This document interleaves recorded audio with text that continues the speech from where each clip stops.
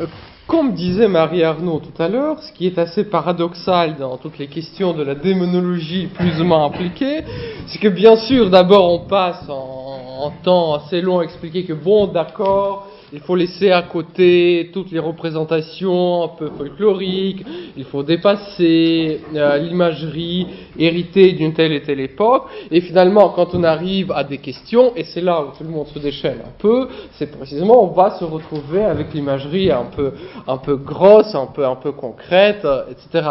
Et de fait, il y a quand même plus d'intérêt pour les livres des mémoires tirées de l'expérience des exorcistes que peut-être la vie de, je ne sais pas, de Bernadette Soubirous. Je ne sais pas, peut-être il y a plus de monde qui a vu l'exorciste qui n'a pas vu le film Bernadette. Donc, en prévoyant ces questions un peu pratiques, je propose que je parle 40-45 minutes, d'accord, et après on prendra le temps de questions peut-être un tout petit peu plus longue par rapport à ce qu'on fait d'habitude. On peut commencer les questions à 9h15. Le principal, c'est d'être dans l'église à 9h30. D'accord. D'accord, très bien. Très bien. Bien sûr, une des premières choses qu'on dit d'habitude en parlant du démon, il y a une part très, très importante qui est donnée dans cette question à l'imaginaire, à la manière de représenter les choses. Et évidemment, lorsqu'on vit dans le siècle éclairé ou dans le siècle qu'on veut présenter comme tel, on va s'employer à montrer jusqu'à quel point cet imaginaire peut être enfantin, pas assez sérieux, pas assez profond, et au fond nous renvoyant à nos propres angoisses et à nos propres phobies. Sauf que les représentations ridicules ne sont nullement réservées au Moyen-Âge ou à l'homme de l'Antiquité. Je pense que si nous nous donnions la peine de faire une sorte de liste des phobies et des représentations du mal dans les cultures populaires modernes, en se limitant à rien qu'au cinéma, on aurait pu constituer toute une collection des représentations pour le moment baroque et en grande partie assez loufoque. Et du coup, partir en guerre contre une représentation du démon avec les cornes, les sabots et d'autres attributs de sa méchanceté, c'est la tâche un peu facile. Et du coup, de même que dire que Gagarine était dans l'espace, il n'a pas vu Dieu, donc cela prouve que Dieu n'existe pas, à peu près au même niveau de raisonnement métaphysique se trouve le raisonnement, voilà, puisque ces représentations médiévales populaires ou les représentations baroques populaires ne sont pas à notre goût. Du coup, ce à quoi ces représentations renvoient ne correspond strictement à aucune réalité, ni dans notre histoire, ni dans notre expérience personnelle. Je constate juste en passant que dès que nous chassons du discours religieux, du discours de l'Église, du discours théologique, ce que ces représentations peuvent contenir de vrai, de juste, il y a une immense masse de personnes qui va trouver les remplacements en espérant ou en attendant avec angoisse la fin du monde à la fin de 2012 ou dans d'autres âneries du genre dont tout le monde va se moquer, certes, mais tout le monde va en parler. C'est-à-dire que même si on ne le prend pas au sérieux, on en parle. On en parle avec une certaine fascination qui permet de garder une distance avec le sujet. Et cette distance, on l'estime juste. Certainement, l'existence du démon n'est pas une vérité centrale de notre foi. Redisons-le. Il y a un danger très réel pour la vie spirituelle qui est tellement de forcer l'image du combat spirituel qu'en réalité celui qui occupe la première place dans cette vision de la vie spirituelle, c'est le démon qu'il convient de combattre. Cela, la lecture de la Bible, la lecture plus ou moins assidue, nous renvoie à une réalité. Oui, il y a un combat spirituel. Oui, cette image du combat spirituel est extrêmement éclairante pour rendre compte et de l'histoire et de notre propre expérience, et en même temps, ce n'est pas l'existence du démon qui occupe la toute première place dans la foi chrétienne. Le centre de notre foi, c'est avant tout la victoire du Christ sur le mal, et c'est à la lumière de la victoire du Christ que nous découvrons ce qui était ce mal, ce qui se cachait derrière. C'est ce qu'on va appeler les vérités secondaires de la foi. Les vérités secondaires de la foi, cela ne signifie pas qu'il y a les vérités qui soient plus vraies que les autres. Cela signifie qu'il y a les vérités plus fondamentales, plus premières, ces vérités qui éclairent et fondent l'intelligence des autres. Si vous voulez expliquer à quelqu'un qui n'est pas catholique le sens de la vérité de l'Immaculée Conception, il vous faudra parler de la maternité divine de Marie. Et pour cela, il vous faudra parler de l'incarnation du Verbe. Et pour cela, il vous faudra parler de la Trinité. La vérité de l'Immaculée Conception trouve son fondement ultime dans le mystère de la Trinité et de l'incarnation. C'est à ce mystère-là que la vérité de l'Immaculée Conception est ordonnée. Cela ne veut pas dire que l'Immaculée Conception est moins vraie que le dogme trinitaire, mais c'est une vérité secondaire. Elle s'éclaire par d'autres éléments plus fondamentaux. De même, dans la vérité de l'existence du démon, qui est une vérité de la foi, cela trouve toute sa place, cela trouve sa juste place à la lumière de la vérité de notre rédemption, à la lumière du Christ. Et de fait, lorsque vous lisez la Bible, vous vous rendez compte que dans les débuts, ce mystère est présenté un peu en filigrane. On ne sait pas trop qui est ce serpent qui apparaît dans le premier chapitre du livre de la Genèse. On ne sait pas trop qui est ce prince qui se profile derrière les différentes figures des puissants de ce monde qui luttent contre le dessein de Dieu. On ne sait pas encore quelle est la source de cet esprit de la fausse prophétie. Apparaît peu à peu toutes ces figures de l'accusateur qui se tient devant Dieu, du tentateur qui induit et tente d'induire l'homme dans l'erreur, etc. Et c'est peu à peu avec la venue du Christ que tout d'un coup, il y a cette lumière qui apparaît et nous voyons que la mission du Christ est très nettement présentée par les évangiles, non seulement comme la lutte avec le péché des hommes, mais derrière ce péché des hommes, il y a quelqu'un. Il y a quelqu'un qui est à la source de cet ordre des choses. Certainement, il y a la représentation des maladies que le Christ guérit, la représentation de ces maladies qui seront personnifiées par le démon. Mais au-delà des cas de l'épilepsie, de fièvre, de la lèpre, il y a cette rencontre avec ce que l'Évangile va appeler les esprits impurs, dont le propre sera une attitude tout à fait paradoxale. Ils savent qui est le Christ. Ils devinent qui est le Christ. Ils le clament. Ils sont forcés d'obéir à sa puissance. Et en même temps, ils obéissent à contre-cœur.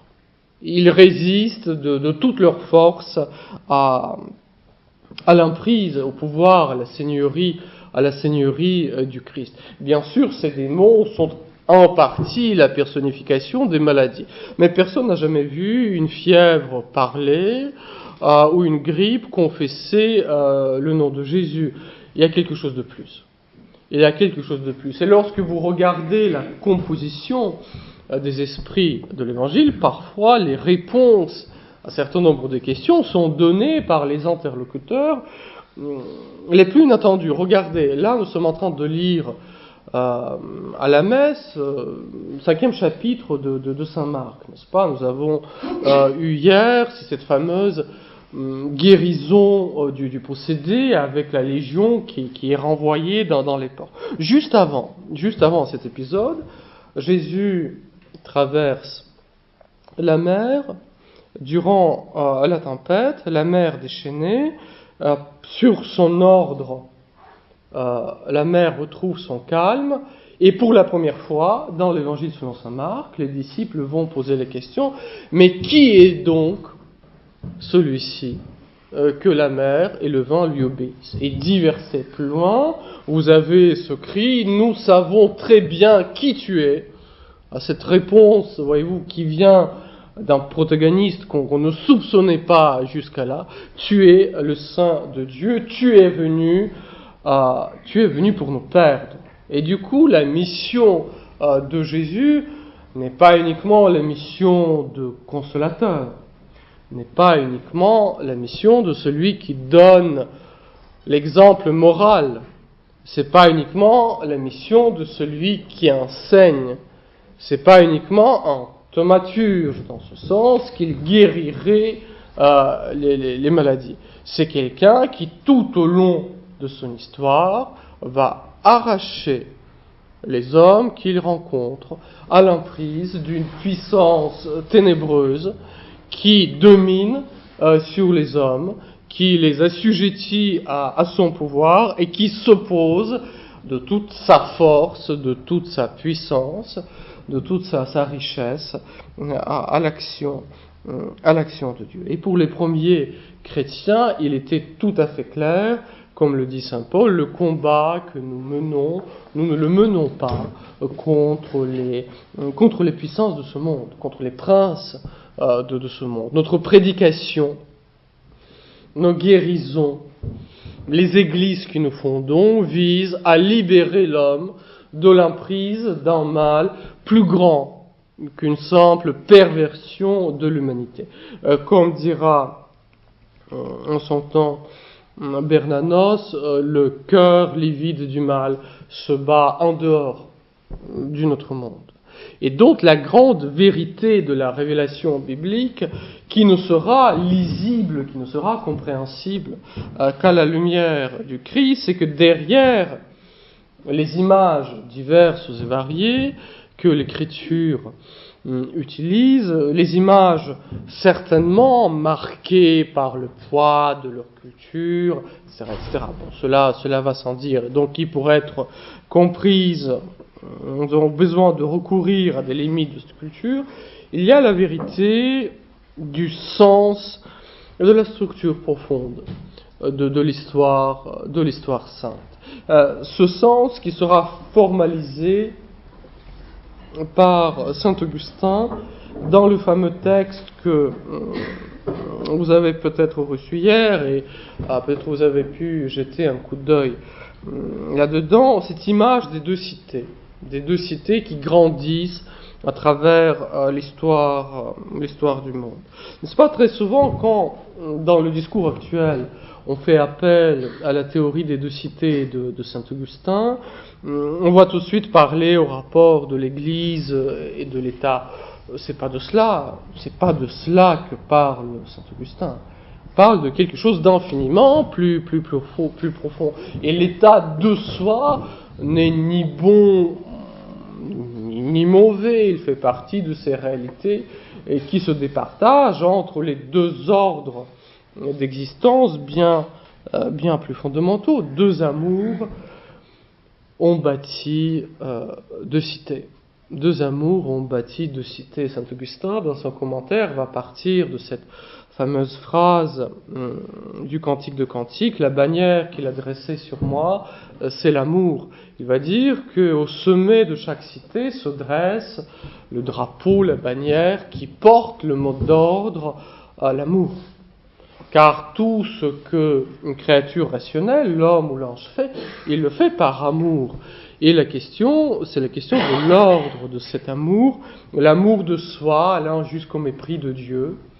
Et c'est cet amour-là qui bâtit la cité personnifiée par Babylone, et l'amour de Dieu allant jusqu'au mépris de soi, qui est le mot d'ordre de la Jérusalem céleste. Deux amours ont bâti deux cités, et du coup, chaque choix d'une créature libre, chaque acte qu'une créature libre pose, en acceptant ou en refusant la grâce, en présentant le monde comme quelque chose qui doit m'appartenir, ou en se donnant aux autres, chaque acte que je pose constitue à la construction des deux cités. Il ne s'agit pas ici uniquement dans tel ou tel acte passager dans ma vie, il s'agit d'une logique profonde de l'histoire de l'univers, cette logique qui commence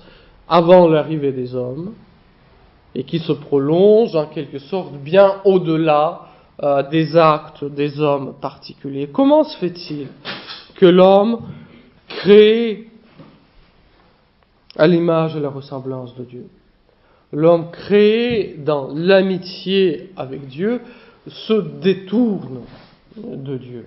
D'où vient ce mal qui n'est pas uniquement une possibilité, mais le mal réel dans notre histoire? La chute des parents, dira l'Écriture. D'accord, ce choix qu'ils font de s'emparer de ce qui ne peut être reçu que comme un don. S'emparer de ce qui ne peut être reçu que comme un don. Au fond, s'il y a la logique démoniaque, c'est celle-là. S'emparer de ce qui ne peut être reçu que comme un don. L'amitié forcée, ça n'existe pas. N'est-ce pas?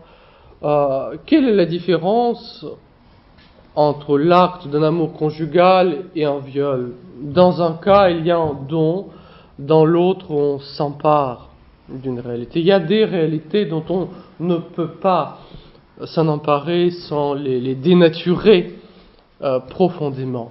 L'humanité, dans ses origines, décide de devenir sa propre mesure du bien et du mal, se présenter comme ce centre de référence, comme ce par rapport à quoi existe tout le reste. D'où vient cette idée? Et cette idée, dans le récit biblique, vient d'un autre élément que l'humanité elle-même. Il y a cette mystérieuse figure du serpent des origines qui grandira tout au long de notre histoire pour apparaître dans l'Apocalypse comme l'immense dragon. C'est pas, il a bien grandi depuis, qui susurre cette idée si simple que Dieu ne veut pas ton bonheur. Dieu ne veut pas ton bonheur. Dieu, c'est un rival de ton bien. Tu ne peux pas espérer recevoir le bonheur comme un don. Tu dois le prendre. Tu dois le prendre. Ici et maintenant, c'est ça ta dignité, c'est cela ta valeur, être la source et la fin de ton existence. Et au fond, le péché des anges qui va repartir la société angélique en deux cités des origines, c'est précisément ce choix fondamental. Est-ce que j'accepte de recevoir ma perfection comme un don que je mettrai au service de la communauté tout entière, ou est-ce que j'exige d'en être la source et du coup ordonner tout le reste à ce désir du pouvoir, à ce désir de ma propre perfection? Si la tradition chrétienne verra en Lucifer cette personnification de la cité des démons, celui qui à l'origine a été le plus beau, le plus grand, le plus puissant des anges, c'est précisément parce que la perfection naturelle nous expose davantage à ce genre de tentation. Plus nous sommes doués naturellement, plus nous refusons de vivre dans l'admiration devant l'œuvre de Dieu, dans l'admiration devant l'œuvre de Dieu dans notre propre vie avant tout, plus nous sommes exposés à entrer dans cette logique proprement démoniaque, où je veux être la source de ma propre lumière. Le problème, c'est que dans l'ordre du créé, cela n'est pas possible. Les anges, tout comme les hommes, ne sont nullement des soleils, si vous voulez. Ce sont les luminaires qui marchent plus selon la modalité de la lune. Elles renvoient la lumière qui leur est donnée gratuitement, dont elles ne sont nullement la source. Et le péché de l'ange fait son irruption au moment lorsqu'il décide d'être la source de sa propre perfection. Il est conscient qu'il n'en est pas entièrement capable. Il est conscient qu'il se transforme dans une sorte de l'entité qui ne peut plus produire de la lumière ni la refléter. Et tant pis. Mais je m'appartiens. Comme dira le cardinal Journet, en citant un auteur anglais, le mot d'ordre des enfers, c'est « je m'appartiens ». Je m'appartiens. Je ne me reçois pas d'un autre. Je ne me dois à personne. Je ne dois à personne d'autre ma perfection. Qu'elle soit défigurée, qu'elle soit blessée, qu'elle soit douloureuse, qu'elle soit condamnée à la souffrance, voire même qu'elle soit rien d'autre que la souffrance, cette perfection, toute repliée sur elle-même, peu importe, mais il reste ce point, je m'appartiens. Et du coup, même dans le refus absolu de Dieu et dans la souffrance que cela engendre, il y a cette ultime consolation, en quelque sorte, du démon, ce qui cause cette ivresse de la damnation, mais je m'appartiens. Mais je m'appartiens. Et comme dira un des pères de l'Église, il dit que le pécheur, et ultimement le démon lui-même, ressemble à un chien qui va lécher la scie et s'enivrer du goût de son propre sang. Et s'enivrer du goût de son propre sang.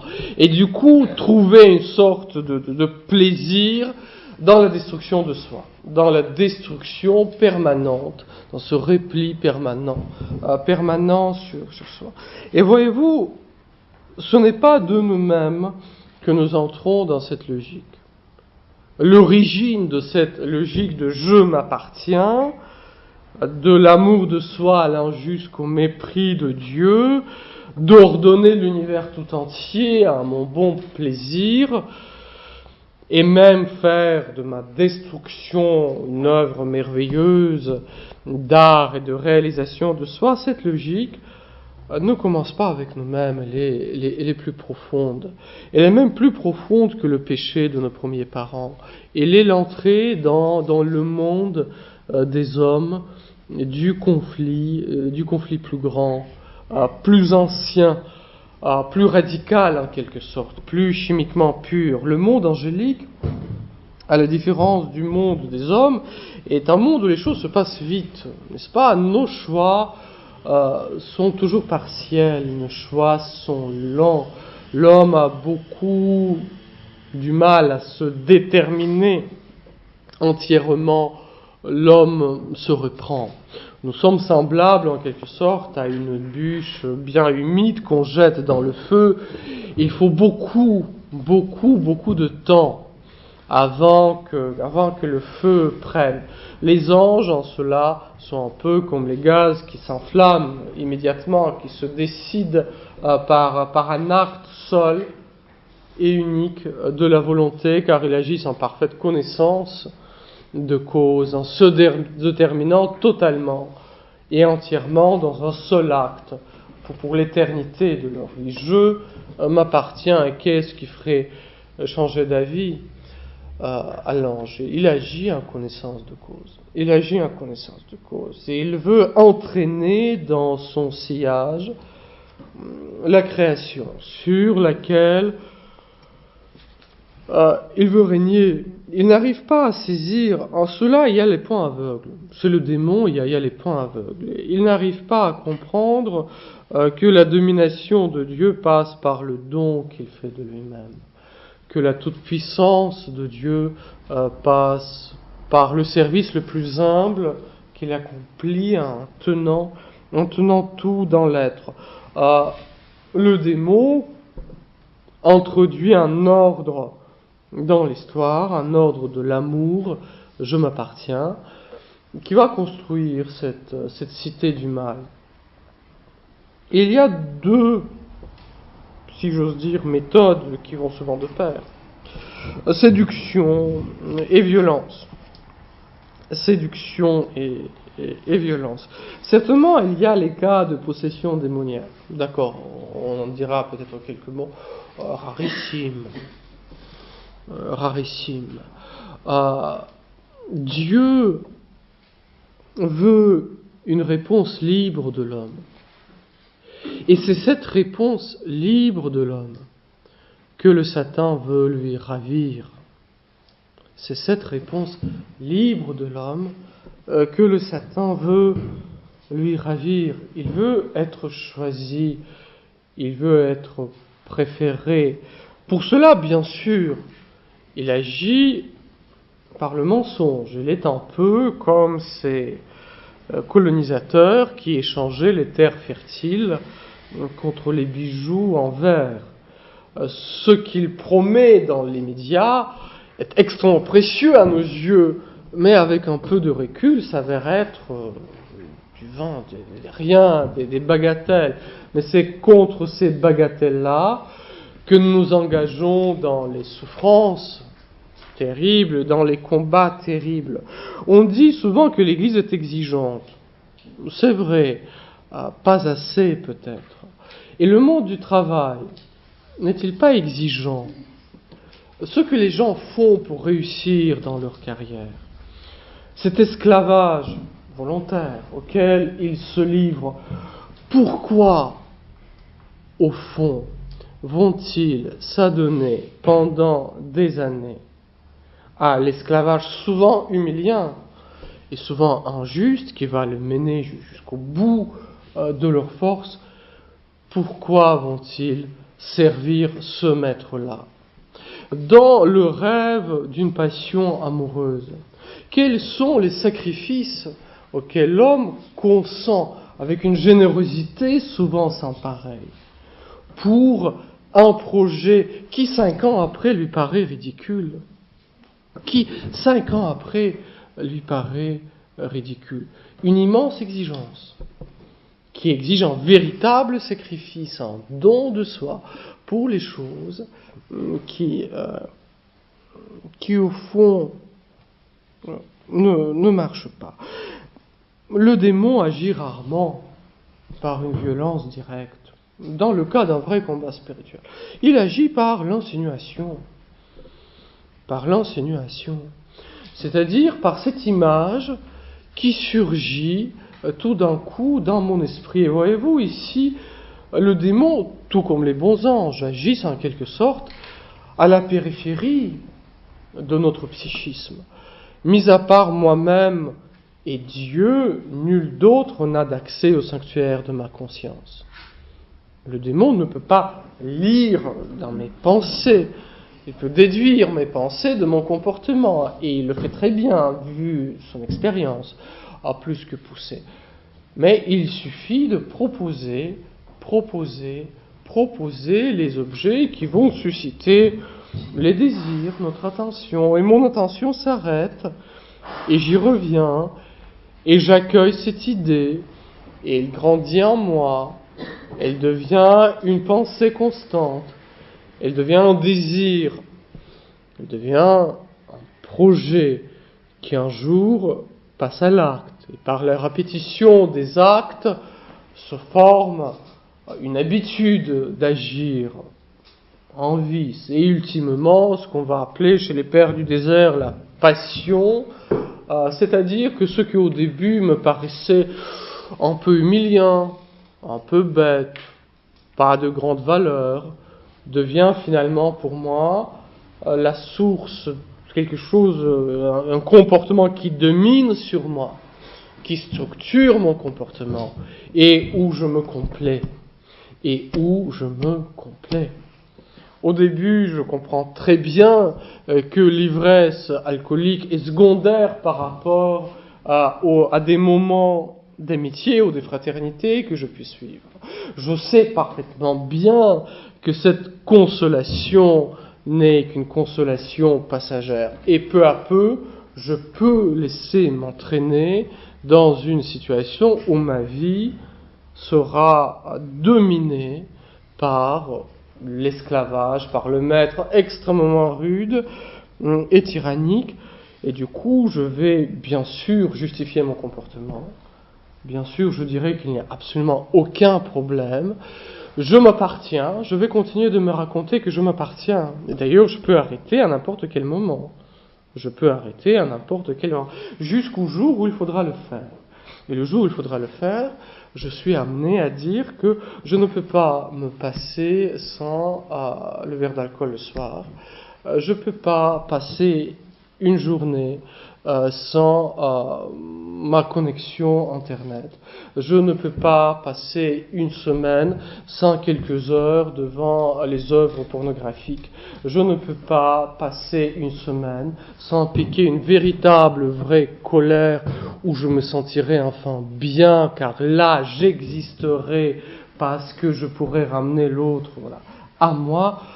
C'est au moment, quand il s'agit de lâcher prise, où tout d'un coup je suis confronté à la réalité que je vis sous la domination de quelque chose qui ne commençait que comme une lointaine insinuation à la périphérie de mon psychisme, que moi j'ai accueilli, que j'ai fait grandir, que j'ai fait passer en acte le monde que j'ai construit. Autrement dit, le démon n'a pas sur nous le pouvoir que nous lui donnons. Le démon n'a pas sur l'homme d'autre pouvoir que l'homme lui consent, que l'homme lui octroie. Et en même temps, ce pouvoir peut s'avérer d'une immense puissance et d'une immense virulence. Surtout, et c'est là où peut-être où le XXe siècle était, autant les premiers siècles du christianisme étaient extrêmement perspicaces sur le caractère de la tentation, sur cette psychologie des choix. Ce que les pères du désert écrivent sur ce combat spirituel est en réalité inégalé dans la lecture de l'intériorité humaine. Il suffit de faire l'expérience d'un silence profond en dehors du bruit assourdissant, permanent, pour se rendre compte jusqu'à quel point ce qu'ils décrivent est vrai et juste. Donc autant les premiers siècles étaient sensibles à cette lutte proprement antérieure, autant le XXe siècle a pu réaliser que ces comportements ne se limitent pas à ma passion personnelle, que cela crée les comportements sociaux, ce que Jean-Paul II appellera les structures du péché. Les structures du péché, c'est-à-dire la société véhicule le conditionnement au péché où les gens avec une certaine innocence peuvent presque sincèrement croire que et poser les actes d'une extrême gravité sans se sentir touché par ce qui se passe. Parce que, quand même, bien sûr, voyez-vous, on va toujours donner l'image de l'Allemagne nazie, ce qui est très vrai. Je sais pas, des sociétés totalitaires, du communisme chinois ou le communisme en Russie, cela est vrai aussi. Mais la question de bioéthique, la question de la dignité de l'homme. Voyez-vous, lorsque l'Église dit que la maternité n'est pas à vendre, que l'enfant ne peut pas être l'objet du droit, qu'il est toujours le sujet du droit, les choses apparemment évidentes. Voilà, la maternité n'est pas à vendre. Et tout d'un coup, il s'avère que pour l'immense part de la société, cette vérité si simple n'est plus vrai. C'est-à-dire que l'homme est privé de moyens qui lui permettent de discerner le vrai.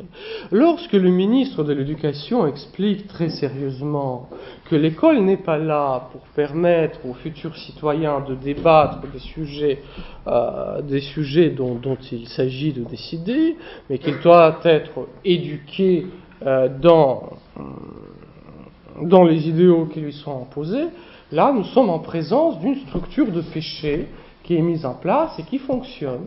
C'est-à-dire, nous visons à produire les êtres qui sont incapables de s'appartenir et qui, tout en tenant le grand drapeau « je m'appartiens », l'amour de soi, l'injuste comme mépris de Dieu, se trouvent être totalement aliénés.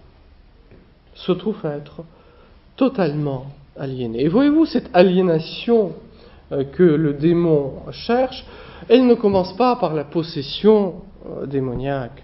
Elle commence par cette légère insinuation où je consens de ne pas me poser les questions sur ce qui est vrai et juste, de ne pas considérer ce qui est véritablement digne, ce qui me rendrait véritablement heureux.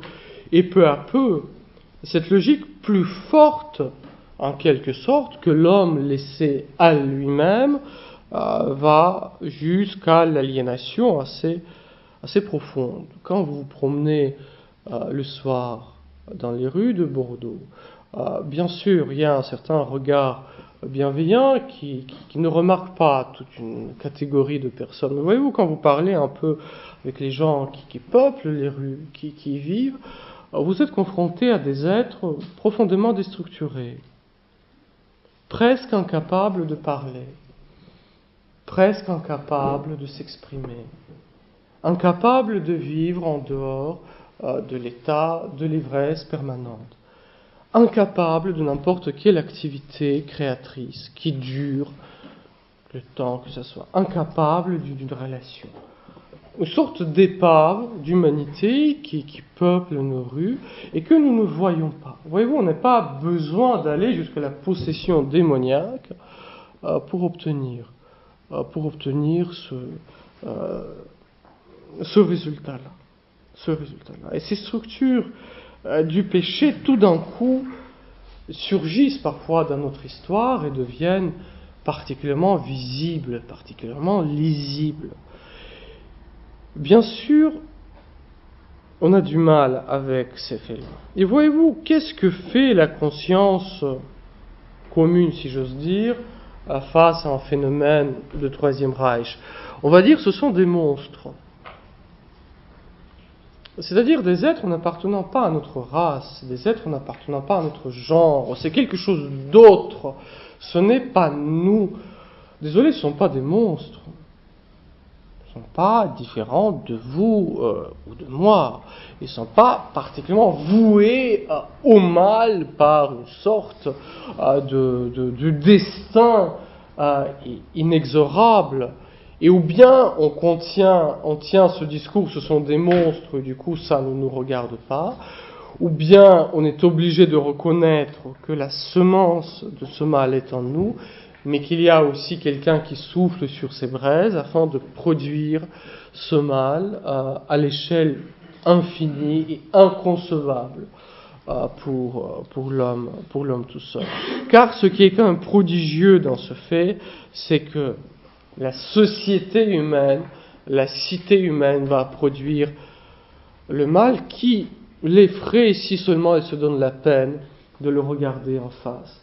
Mais il y a tout enjeu de l'occultisme, en quelque sorte, c'est-à-dire on occulte cette vérité pour ne pas voir, pour ne pas nommer les choses, pour ne pas les dire. Donc, séduction, la séduction qui joue dans notre vie spirituelle, mais aussi parfois la violence directe où le démon s'impose, et il y a c'est rare, mais il y a ces cas d'une interaction, plus direct avec le monde démoniaque, à des degrés fort divers. Les saints confrontés à des démons, une sorte d'une présence oppressante, et allant jusqu'à, dans de très rares cas, jusqu'à la véritable possession démoniaque, où de fait c'est un esprit extérieur que l'homme qui prend les commandes, et la personne s'avère être la personne. Le sujet que nous avons en front de nous s'avère être capable non seulement de la manifestation d'une force surhumaine, mais à la connaissance des réalités cachées, certaines prédictions de l'avenir, etc. Et le problème, c'est que nous entrons ici dans tout un jeu de clair-obscur. Voyez-vous, l'homme n'est pas d'emblée à l'aise dans le monde angélique. Et c'est par cela que je vais terminer. L'occultisme est terriblement favorisé par le fait que, précisément, il n'est pas pris au sérieux. Il n'est pas pris au sérieux. Dans la société qui se veut très rationnelle, dans la société qui se veut très scientiste, il y a un intérêt caché et profond pour, disons d'une manière neutre, merveilleux. Cet intérêt pour le merveilleux peut prendre les formes tout à fait positives et neutres. On va jouer dans le monde de Tolkien. D'où vient cet immense enchantement devant le monde de Tolkien, toute la littérature qui en sort, ce qui nous est proposé une sorte de merveilleux et qui ne prétend pas d'interagir immédiatement avec notre rêve. Mais il y a le merveilleux en tout petit peu plus ambigu, en nous engageant un tout petit peu plus avec ses symboles, avec ses rites, avec ses signes, avec ses gestes, avec ses petites invocations, avec ses petites insinuations, qui apparemment ne sont rien. Mais voyez-vous, quand on appelle quelqu'un, il faut être prêt qu'il pourrait répondre. Et je pense que dans la plupart, de nos contemporains, et c'est normal à tous les époques, nous vivons un peu sur la surface de nous-mêmes, à très peu d'attention à ce qui se passe dans notre âme. En quelque sorte, nous sommes un peu comme les maîtres de maison qui laissent toujours les portes, les fenêtres ouvertes, qui regardent très peu qui passe à l'intérieur. Quelles sont ces idées qui viennent? Quelles sont ces images qui surgissent? Quelle est leur suite? Comment est-ce que ça s'enchaîne? A fortiori, quand on commence à inviter dans ces locaux, en même temps soigneusement fermés pour que la grâce de Dieu n'y pénètre pas, quand on commence à inviter des personnages un peu louches, là il faut s'attendre à ce que l'effet puisse se faire sentir. Il y a certainement les personnes infiniment plus douées que d'autres, ce qu'on va appeler la médiumnité, c'est-à-dire à cette capacité de s'ouvrir à des contacts avec le monde angélique, en bien et en mal.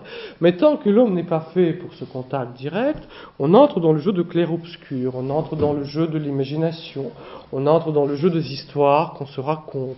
Et vous n'êtes jamais sûr si vous êtes en présence d'un charlatan, de quelqu'un qui rêve éveillé, de quelqu'un qui manipule les autres, de quelqu'un qui utilise véritablement les forces qui sont à l'œuvre derrière, sauf que peu à peu dans l'histoire personnelle, les réalités commencent à s'enchaîner selon une logique, et l'homme tout d'un coup découvre qu'il n'est plus entièrement maître de certains nombres des choses.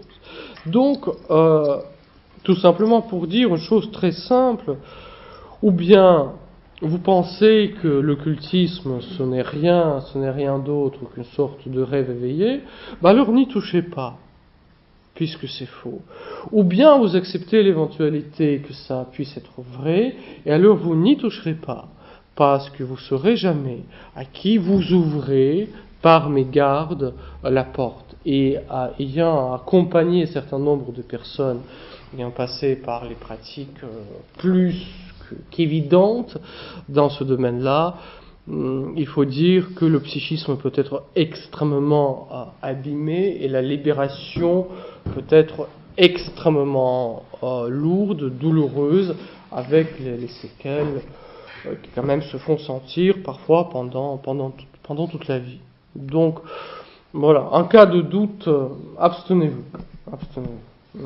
Voilà ce que j'avais à dire. Donc prenons un bon temps de questions. Voilà, n'hésitez pas. Je vous en prie. Est-ce qu'il faut dissocier, ou justement ne pas dissocier la faiblesse humaine, notre petitesse, comme vous disiez, la semence de ce mal qui est en nous, avec le diable? Mais la petitesse n'est pas la semence du mal. Oui. La faiblesse n'est pas la semence du mal.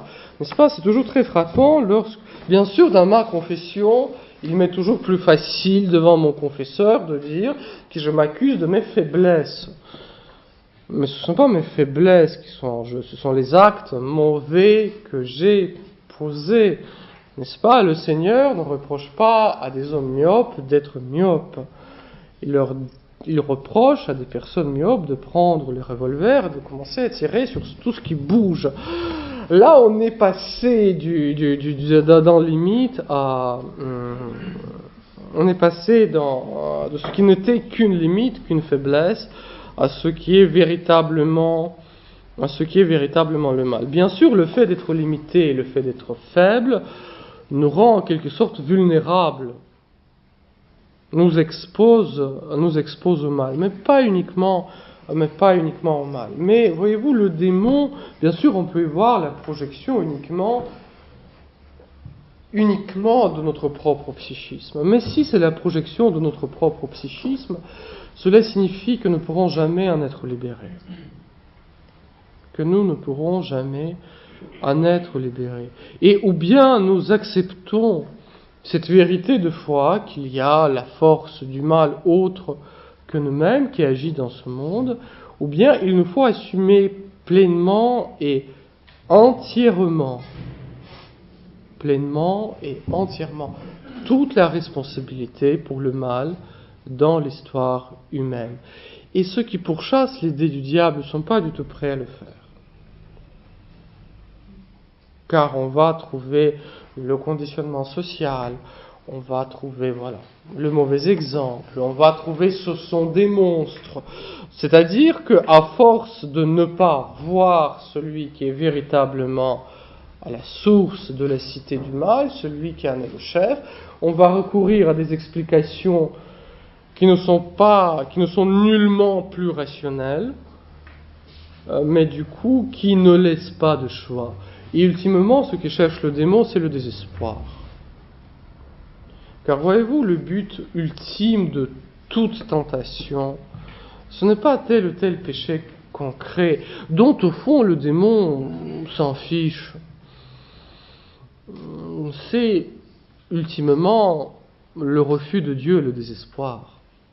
Parce que l'homme replié sur lui-même, tôt ou tard, arrive à voir qu'il ne se suffit pas. Parce qu'il ne peut pas se suffire. L'homme est fait de telle sorte qu'il ne peut être heureux qu'en se donnant. Il ne peut être heureux qu'en se recevant d'un autre. Il ne peut être heureux qu'en se dévouant à quelque chose qui le dépasse radicalement. Lorsque l'homme, tout comme l'ange, se prend pour le centre du monde, il se voue à une souffrance profonde. C'est un peu comme, si vous voulez, comme devenir allergique à l'oxygène. Savoir pertinemment qu'on n'existe que parce que Dieu nous aime et vouloir exister par soi-même. Devenir allergique à l'oxygène. Voilà. Le Satan, c'est l'état chimiquement pur de quelqu'un qui est allergique à l'oxygène, qui ne supporte pas de dépendre d'un autre, qui sait pertinemment qu'il n'existe que parce qu'il dépend d'un autre. Et à ce moment-là, on peut se raconter beaucoup d'histoires sur sa grandeur, sur tout ce qu'on veut. Et voyez-vous quand même, quand on regarde en soi et autour de soi, voyez-vous, ces comportements, ça nous dit quelque chose. On les a vus, on a vu, et en soi et autour de nous, ce goût de l'autodestruction, cette affirmation dans l'autodestruction, cette infinie complaisance en soi, cette incapacité d'assumer la responsabilité de ses propres actes, le désir maladif d'ordonner l'univers entier à soi, car on sent qu'au fond de nous il y a une sorte de béance qu'on veut remplir avec tout en sachant pertinemment que le monde entier ne suffirait pas. Et du coup, ce jeu permanent des enchères où j'ai besoin toujours plus et je ne serai jamais heureux. Les gens qui sont réellement malheureux parce qu'ils ne peuvent pas posséder tel ou tel objet matériel qui a le signe d'un statut social, que sais-je encore. Les gens qui en souffrent réellement. En quel état d'aliénation faut réduire l'homme pour qu'il vive librement dans cet esclavage? Et chaque fois, quand on propose le chemin du salut, ce chemin, ça va être difficile et douloureux, car la pauvreté, la chasteté et l'obéissance, qui ne sont pas réservées à des religieux, mystérieusement, ce sont ces attitudes-là qui nous permettent de nous recevoir comme un don et de se donner à des autres. Et du coup, de vivre fort pauvrement. Donc, dans ses limites. Mais vivre, c'est-à-dire, il y a une circulation d'amour. Il y a une respiration qui vient de plus loin que nous et qui va un tout petit peu plus loin que nous. Bien sûr limitée. Mais les limites ne sont pas le péché. De soi. Voilà.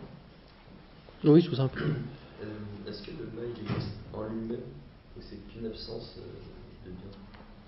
C'est vrai que c'est bien sûr que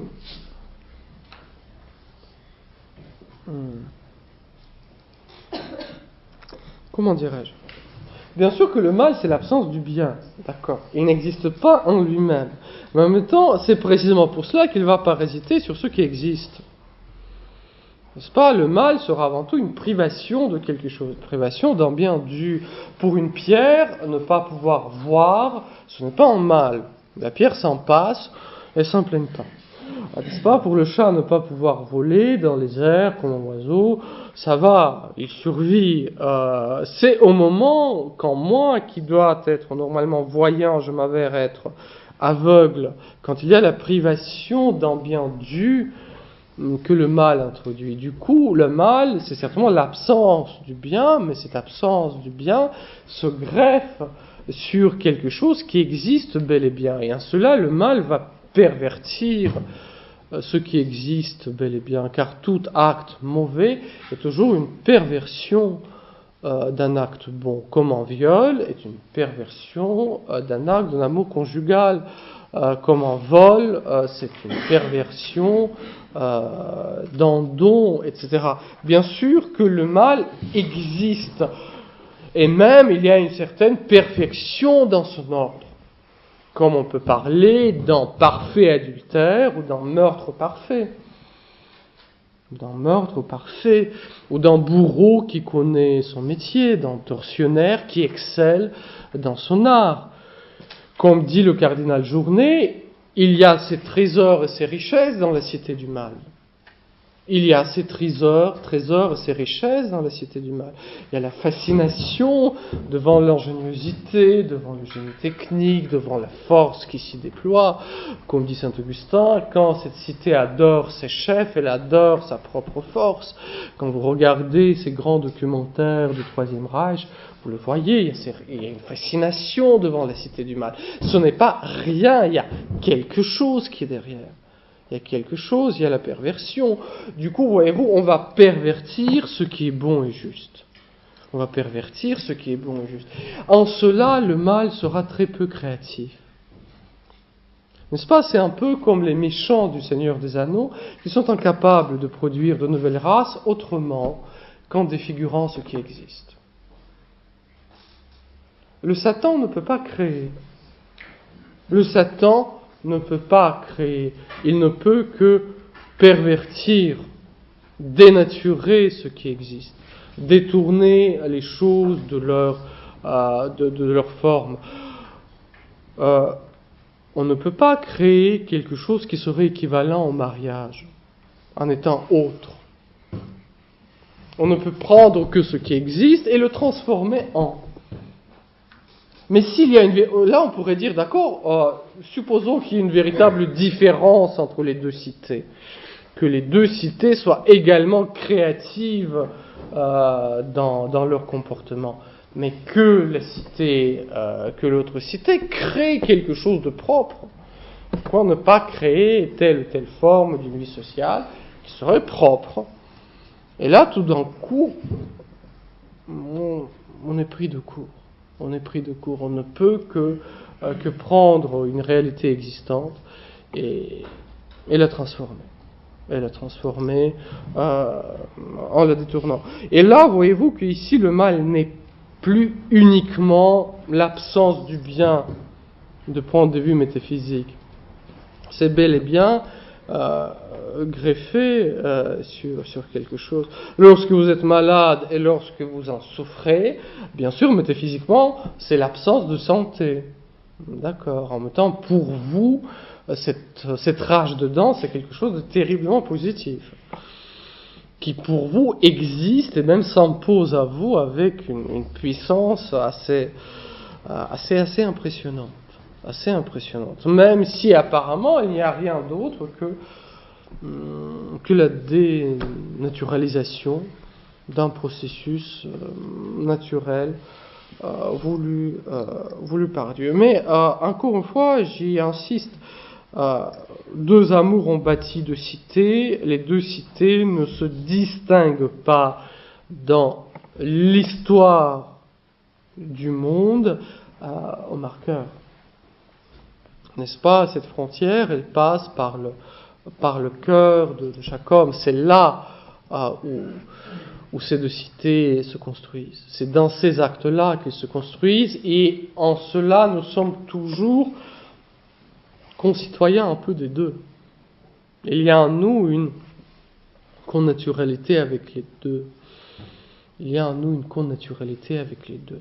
Et du coup, chaque fois, quand on essaye d'exorciser en quelque sorte cette connivence avec le mal, quand on le fait uniquement, non pas par la conversion qui nous coûte, mais par la simple négation, c'est pas nous, c'est les autres. Là, c'est le chemin absolument sûr qu'on va sombrer dans un délire extrêmement destructeur, et pour nous et pour les autres. Et pour nous et pour les autres. Parce que, voyez-vous, le Christ sauve le monde en se rendant solidaire des pécheurs. En se rendant solidaire des pécheurs. Non pas en s'exilant dans la cité des parfaits.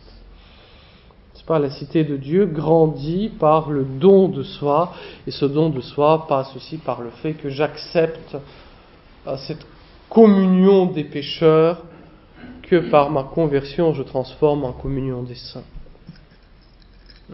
Donc voilà, encore une fois, j'y insiste, n'extériorisons pas trop vite cela. Oui, je vous en prie. On parle souvent moi souvent j'entends autour de moi la question la maladie est-elle le fruit du démon? C'est comme les catastrophes naturelles. Mais souvent on me pose cette question, alors que répondre concrètement? Je pense que tout d'abord il faut dire que c'est une excellente question, n'est-ce pas? Et puis après que c'est une tendance tout à fait naturelle de l'homme que de voir dans la maladie l'intervention immédiate des forces du mal, des forces démoniaques. C'est pas tout à fait de la sorte que Jésus aborde la question. Vous vous souvenez de cette scène dans l'Évangile selon saint Jean, de l'aveugle-né, quand devant cet homme qui est aveugle, ses disciples vont poser cette question: qui a péché, lui ou ses parents, pour qu'il naisse aveugle? Donc avec cette conception que l'enfant peut pécher dans le sein de sa mère, et du coup porter la punition pour le péché dès sa naissance. Donc là, il y a une sorte de vision, il y a une corrélation absolument stricte entre le désordre moral, qui serait le péché, et la maladie qui a inséré la conséquence. Et voyez-vous que Jésus refuse d'entrer dans cette logique. Ni lui, ni ses parents, dit-il, mais c'est pour que soit manifestée la gloire de Dieu. C'est-à-dire qu'au lieu de nous demander d'où cela vient, Jésus oriente notre regard vers la question où cela nous mène. Et voyez-vous, même si il n'y a pas de dépendance immédiate, si j'ose dire arithmétique, entre mon péché et ma maladie, nous pouvons dire que l'état de détresse dans lequel l'humanité vit est en grande partie cette mortalité est vécue telle qu'elle est vécue, et la conséquence du péché. Mais en cela, ni les justes, ni les impies ne semblent pas se démarquer selon ce critère-là. Vous vous souvenez peut-être de cette fameuse histoire digne de la page évangélique, quand, entendant un piège au professeur Lejeune, au moment des grands combats sur la nature du sida, sur la position face au sida, on lui dit, mais est-ce que le sida c'est une punition, est-ce que c'est le fruit de la colère divine, en sachant très bien les convictions profondément chrétiennes du professeur Lejeune. Il a répondu, Dieu pardonne toujours, l'homme parfois, et la nature jamais. Nous sommes dans les ordres différents. Nous sommes dans les ordres différents. La nature ne pardonne jamais. Elle ne sait pas le faire. Il y a sa logique propre. Du coup, s'il y a une certaine corrélation entre le mal moral en général dans sa source et la souffrance de l'homme, nous ne pouvons jamais établir cette corrélation dans un cas particulier. Et c'est vrai que quand nous sommes confrontés à une souffrance, toujours nous posons cette question, Seigneur, pourquoi cela m'arrive? Toujours nous posons cette question. C'est notre réaction humaine absolument naturelle. Et chaque fois, Jésus oriente notre regard, non pas pourquoi, mais en vue de quoi. Et c'est là peut-être aussi deux choses que j'aurais à dire, de parties de réponse. La première, Dieu face au mystère du mal n'a pas donné de réponse philosophique, abstraite, convaincante. Il n'a pas envoyé un traité de métaphysique, il n'a pas fait descendre le catéchisme du ciel. Il est venu, s'est incarné, il est mort sur la croix.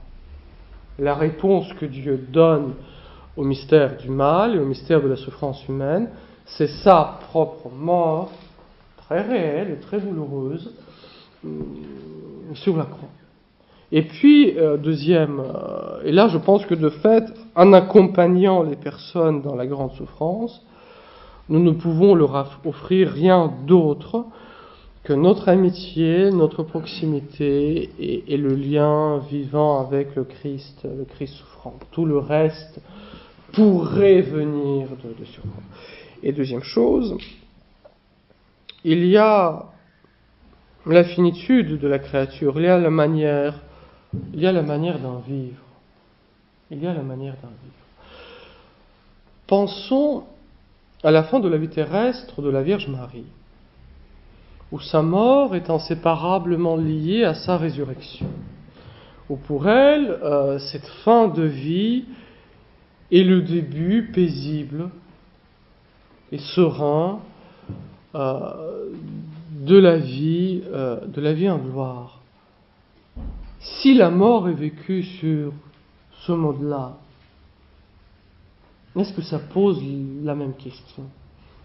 Pas vraiment, n'est-ce pas? Notre finitude, si elle est vécue en pleine communion avec Dieu, est vécue différemment. Et voyez-vous, le baptême ne fait pas qu'on ne souffre plus. Le baptême ne fait pas qu'on ne souffre plus. La foi ne fait pas qu'on ne souffre plus. Celui qui vous dira que le christianisme vous apporte un bien-être vous mentira. Ce n'est pas vrai. Le christianisme ne nous apporte pas le bien-être ou le surcroît de ceci ou le surcroît de cela. Vous souffrirez tout autant que n'importe qui d'autre de cette humanité. Peut-être parfois même plus. Mais vous saurez que votre souffrance a un sens. Mais vous saurez que votre souffrance a un sens. Et voyez-vous, d'un côté, on a un plaisir qu'on sait ne pas avoir de lendemain, qui, comme disent les pères, est triste dans le moment même de son achèvement. N'est-ce pas, comme l'ivresse est triste déjà en elle-même, elle porte déjà en elle-même sa tristesse. Voilà, d'un côté ce plaisir avec le démon, avec une vanité profonde qui l'anime, sa non-consistance. Et de l'autre côté, le chemin de souffrance avec le Christ. Bien sûr, l'humanité aurait pu vivre une autre histoire. Et vous pouvez manger de tous les arbres du jardin. Voilà, c'est infini de choix que Dieu propose à l'humanité. Alors on va se focaliser sur le seul. Voilà, on aurait pu vivre dans l'histoire de l'humanité sur un autre mode. Nous avons opté pour celui-ci. Dieu a fait de sorte que notre faute soit bienheureuse, qu'il nous a valu un si glorieux Rédempteur, que nous sommes en communion avec Dieu beaucoup plus intime, pas uniquement dans sa joie, mais aussi dans ses souffrances. Comme disait une mystique anglaise du XIVe siècle, souffrir passe et avoir souffert demeure. Vous vous êtes rendu compte, et c'est certainement, ça s'avérera vrai aussi pour le reste de votre vie, que mystérieusement, très souvent, ce sont les moments les plus douloureux, les plus complexes de notre existence, qui s'avèrent être les moments les plus féconds, les plus porteurs de bonheur et pour nous, et pour tous ceux que le Seigneur nous confiera. Il y a une sorte de l'immense fécondité mystérieuse qui est cachée. Cela ne veut pas dire qu'il faut chercher les souffrances, elles arrivent toutes seules. Mais cela nous pose la question comment les vivre. Comment les vivre? Je pense que la grande partie de notre combat spirituel se joue là. Savoir choisir la joie, la vraie joie de Dieu, et avoir un peu de magnanimité face à la souffrance. Un peu de magnanimité. Comme disait sainte Thérèse d'Avila à ses sœurs, soyez virils, mes sœurs. Qu'est-ce qu'elle entendait par là? Ayez cette magnanimité de l'homme qui se jette au combat et qui accepte les blessures qui vont avec. Il y a la grandeur d'âme qui se manifeste ici. Contre la facilité. Voilà. Mais la personne qui souffre n'a pas compris que la souffrance était sa croix. Comment lui expliquer et comment l'aider à bien vivre sa souffrance? Et comment le Christ a-t-il fait?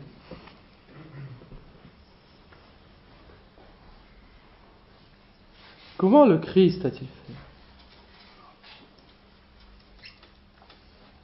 Comment le Christ a-t-il répandu au mystère de la souffrance de l'humanité? Il est venu la partager. Tout ce que vous direz à la personne qui souffre n'aura d'autre valeur que la vie que vous partagez avec elle. Que la vie que vous partagez réellement avec elle. Cette présence physique simple, où votre compassion ne sera pas le fait qu'on débite les vérités du catéchisme, mais que vous compatissez, que vous souffrez avec. Et c'est parce que la personne est sûre de votre amitié, c'est parce que vous partagez son poids, que peut-être elle acceptera d'entendre quelques vérités un peu plus abstraites que vous oserez débiter. Mais leur valeur ne sera rien d'autre que la compassion réelle que vous donnerez à ces personnes qui souffrent. Et voyez-vous, dans tous les combat de société, il est très facile de donner des leçons de morale. C'est très facile, ça coûte rien. Il est très difficile d'accompagner les gens. Très difficile. Très. Et c'est pourtant ça ce que le Christ a fait, et c'est ça ce que nous avons à faire. La réponse que vous pouvez apporter au mystère de souffrance, c'est votre compassion. Et là, tout d'un coup, vous découvrez jusqu'à quel point vous êtes pauvre, démuni, incapable d'aimer en vérité. Pas uniquement que cela est difficile, mais incapable. Et c'est là où vous vous rendez compte que si le Christ n'aime pas en vous, que s'il n'y a pas dans votre cœur de charité qui vient plus loin que vous et qui va plus loin que vous, alors là, vous ne pourrez qu'apporter un peu de paroles creuses et un peu de bienfaisance qui est très utile pour nous donner un peu de bonne conscience. Ce qui est utile de temps en temps. Mais on aimerait avoir un peu plus quand même. On aimerait avoir un peu plus de ça. Il est temps de terminer, je pense. Oui, à peu près. Je profite, en te remerciant, voilà, de vous montrer, vous voyez, quand on entend ces conférences, et celle-ci plus particulièrement, puisqu'on vient de l'entendre, vous percevez peut-être comme moi qu'on ne peut pas simplement écouter une conférence et puis zapper, passer à autre chose. Il est utile de faire en sorte que l'enseignement qui nous est donné s'enracine un peu en nous. Ah, bien évidemment, en disant ça, ceux qui me connaissent savent que je vais faire la pub pour les soirées d'adoration. À vrai dire, quand on voit le nombre de jeunes qui participent aussi aux soirées d'adoration, on arrête de jouer sur les questions pub ou pas pub, mais plutôt qu'est-ce qui est vraiment important pour nous. Eh bien, si on veut grandir dans cette sagesse de l'amour du Seigneur, si on veut grandir dans le combat spirituel, il faut le mener, le combat spirituel. Il faut le mener, c'est-à-dire qu'à un moment donné, vous ne soyez pas simplement les assistants à une conférence érudite, imagée, bien menée sur le démon et sur la puissance du Christ, mais que cette puissance du Christ, vous acceptiez de vous en revêtir, de la vivre. Et nous aimerions aussi, nous comme d'ailleurs, c'est pas que nous aimerions, c'est que nous voulons, et nous le faisons d'ailleurs, comme communauté, permettre aussi aux gens qui nous fréquentent, eh bien, d'avancer dans ce chemin spirituel. D'accord ? Donc méfiez-vous bien des petites soirées événementielles, machin, sur thème catholique, qui, voilà, peuvent nourrir le bourgeois, mais ne sanctifient jamais véritablement l'âme. Or, c'est cela que nous essayons de vivre. Vous le trouverez chez nous, vous le trouverez dans votre paroisse, dans votre cœur surtout, là où l'Esprit habite. Ce que nous voudrions vous proposer avec la retraite de Carême, c'est aussi un moment qui sera, qui vous permettra de vivre ça. Cette retraite, si nous sommes 3 ou si nous sommes 30, pour nous c'est pareil. Ce qu'il faut, c'est que ce soit des jeunes qui veulent passer un temps de silence. Tout à l'heure, le frère Pavel disait un temps de silence nous permet toujours d'entendre l'écho des choses les plus vraies. Eh bien voilà, nous essaierons de vivre tout ce que nous essayons d'enseigner au cours de l'année, eh bien nous essaierons de le vivre aussi pendant ce temps de retraite. Alors j'en fais très simplement la promotion en vous invitant, si vous souhaitez vivre un temps de retraite avec nous, donc vous connaissez un peu le principe aussi, c'est aussi avec des enseignements, des temps de silence, mais aussi des temps de détente, eh bien n'hésitez pas à prendre les renseignements qu'il faut auprès du frère Guy Lamarie, du frère Charles-Antoine ou de moi-même. Nous avons fait un petit papier mémo justement pour que vous puissiez vous souvenir des dates du 15 donc au 17 mars prochain. Encore, je remercie le frère Pavel et je vous invite maintenant, si vous voulez, à rejoindre la chapelle. Mais avant, je vais le faire quand même. Permettez-moi de me faire plaisir et d'espérer faire plaisir à quelqu'un ici présent dans la salle. Il y a une jeune fille qui quitte Bordeaux ces jours-ci, après avoir passé beaucoup d'années, alors par souci de discrétion, je ne vais pas la nommer, avoir passé beaucoup d'années au groupe Mission et lui avoir énormément apporté. Alors je tiens très discrètement, mais du fond du cœur, à la remercier pour tout ce qu'elle nous a apporté. Voilà, bonne prière.